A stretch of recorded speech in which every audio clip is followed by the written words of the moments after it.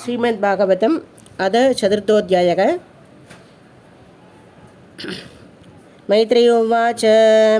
ये धावदुक्त्वा विररामशङ्करः पत्न्यशयङ्गनासं हयोभयत्र चिन्तयन् सुकृत्तिदृक्षो परिशङ्किता भवान् निष्क्रामते निर्विशते दिता आशसा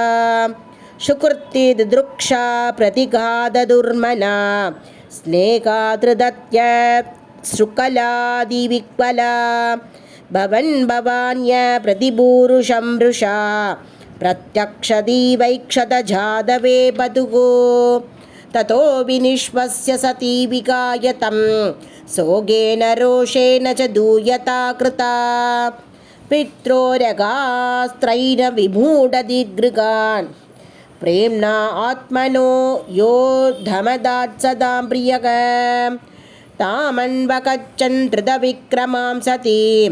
मेघां त्रिनेत्रानुचरा सहस्रसग शभाषद यक्षमणिमन्मधादय पुरो वृक्षेन्द्रास्तरसा गदव्यता तां सारिका गन्धुकदर्भनाम्बुज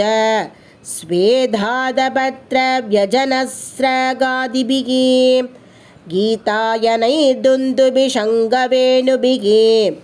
वृक्षेन्द्रमारोप्य विडङ्गिताययुः आब्रह्मघोषोर्जितयज्ञवैयससं विप्रर्षिजुष्टं विबुधैश्च सर्वसग मृत्तार्वयं काञ्चनदर्पचर्मभिः निःसृष्टभाण्डं यजनं समाविशत् धामागतां तत्र न कश्चनाद्रियत् विमानिदां यज्ञकृतो भयाञ्जनः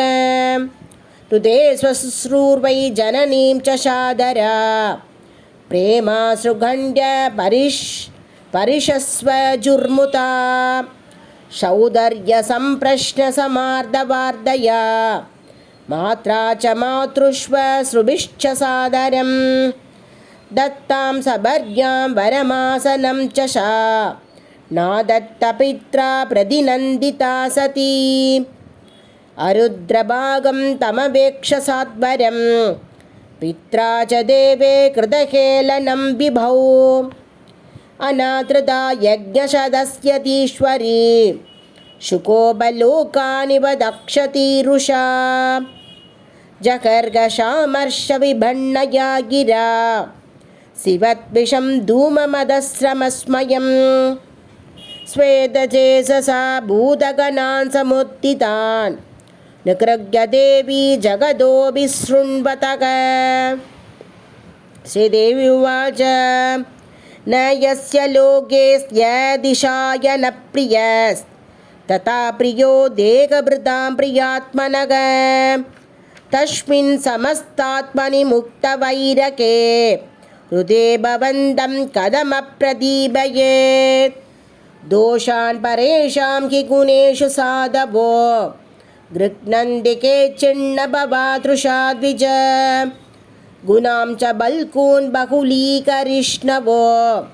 महत्तमास्देष्वपि तद्भवानकं नाश्चर्यमेतत् यदसत्सु व्यर्भता महद्विनिन्दा गुणमात्मवादिषु शेषं महाभूरुषभादमांशुभिः